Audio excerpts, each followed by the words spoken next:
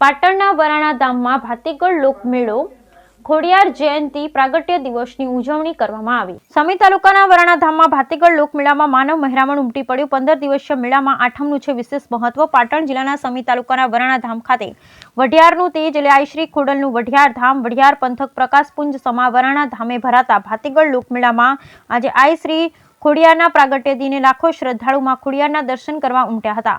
આઈ શ્રી ખોડિયારનો મેળો 15 દિવસનો ભરાય છે।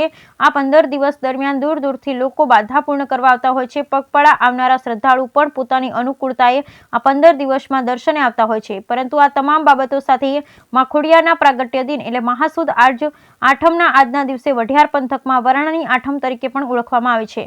આજના દિવસે દૂર દૂરથી સંઘો આવી માના ચરણે શીશ ઝુકાવી ધન્યતા અનુભવતા હોય છે। સમગ્ર 15 દિવસ ચાલનારા આ મેળામાં આજની આઠમનું વિશેષ મહત્વ એટલે પણ જોવા મળે છે કે આજે ખોડલનો પ્રાગટ્ય દિન છે। સૌથી વધુ શ્રદ્ધાળુઓ આજના દિવસે જ આવતા હોય છે। આજે વરાણા ધામમાં મેળાના તમામ દિવસો કરતા વિશેષ ભીડ જોવા મળતી હોય છે। દૂર દૂરથી ભારતભરમાંથી લોકો આજે વરાણા ધામ ખાતે માતાજીના આઠમને લઈ દર્શન કરવા પહોંચ્યા।